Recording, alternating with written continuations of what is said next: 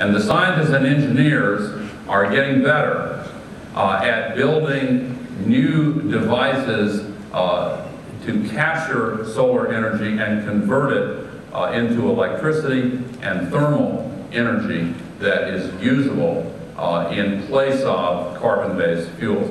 They're basically speaking, well, there's several kinds of solar energy.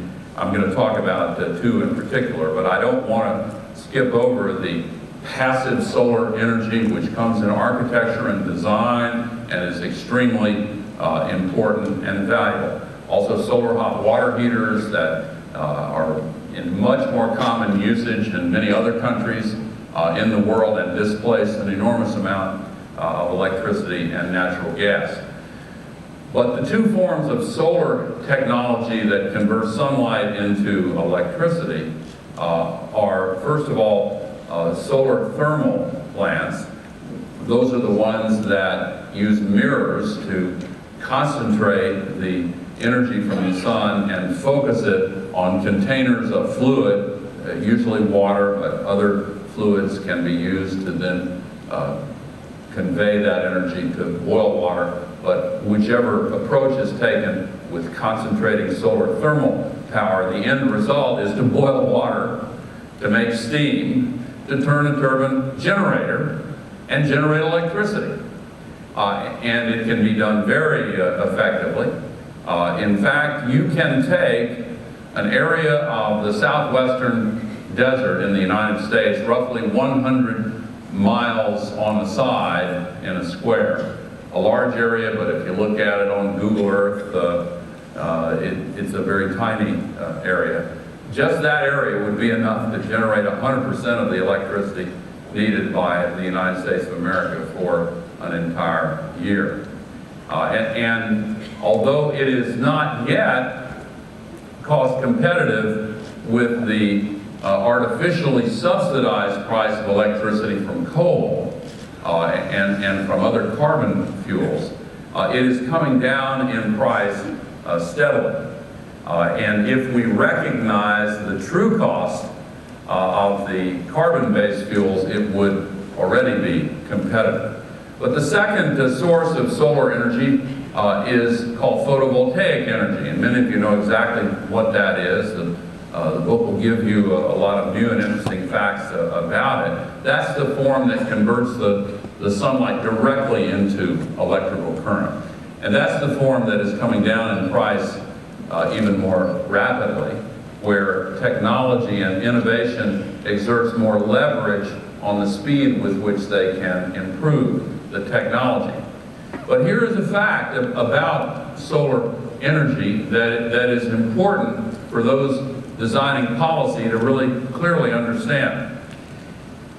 By choosing to make solar energy a major source of electricity, we would, by that choice itself, drive the price down much more rapidly. Most of these solar panels, the photovoltaic panels anywhere, are made out of silicon. What else is made out of silicon? Computer chips. What's happened with computer chips? You know very well. Moore's Law is the label given to a phenomenon that was first noticed in 1947 by Gordon Moore, when he saw that the price of computer chips, technically what he noticed was that the number of transistors that could be put on a chip was doubling at the same cost every 18 to 24 months. And that translated into a halving of the cost or a doubling of the processing power for the same cost every 18 to 24 months. It's not a law of physics. It's a law of self-fulfilling expectations. Because when the computer chip companies realized that the technology was yielding to research and development and making possible those advances, each one of them looked over their shoulders at their competitors and realized that they had to devote the R&D funding to make sure that they stayed on that pathway, lest their competitors beat them to the markets and gain a competitive edge.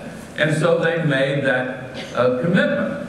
Now, in the year 2010, I'm still not used to saying it, but in the year 2010, there are now 1 billion transistors for every man, woman, and child on this planet.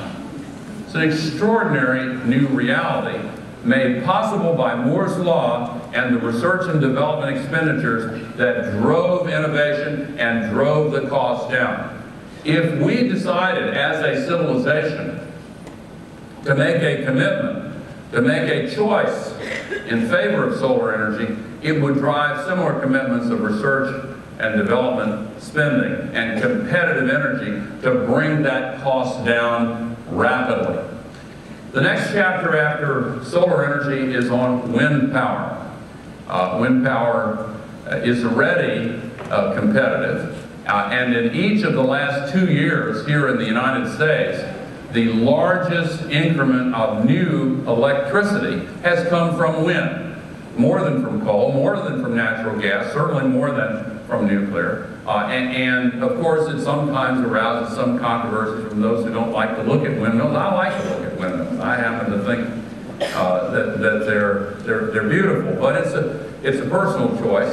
But the vast majority of people think that this is an elegant and certainly safe form of renewable energy that has zero global warming pollution associated with it. And some other countries have made a much larger commitment to wind energy. Denmark, where that conference was held, now gets 23% of its electricity from wind energy. Some regions in Europe get more than half of their electricity now from wind energy.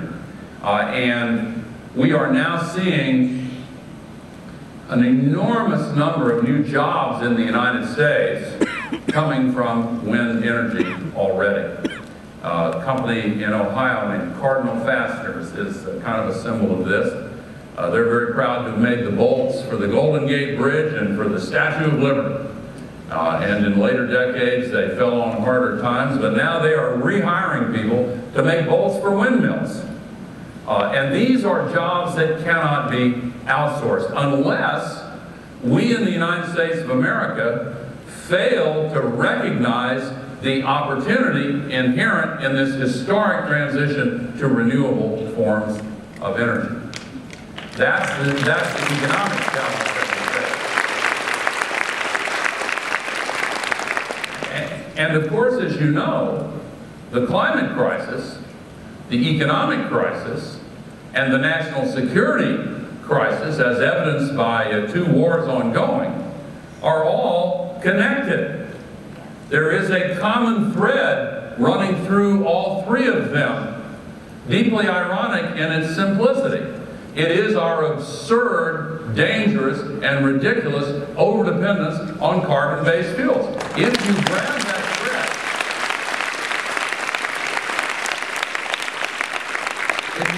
that thread and pull it hard, all 3 of these crises begin to unravel. And you hold in your hand the answer, a big part of the answer, and that is a generational commitment to a transition away from dirty, dangerous, vulnerable, expensive carbon-based fuels to renewable forms of energy that are found right here in the United States of America and in every nation, that do not require us to send troops to regions that have the most oil, that don't require us to be distracted from our core national security concerns. Look at the conflicts in both Iraq and Afghanistan. I referred indirectly to them a moment ago. And each of these crises has had multiple causes, and neither is simple. But in Iraq, which I happen to think was the worst single foreign policy mistake the United States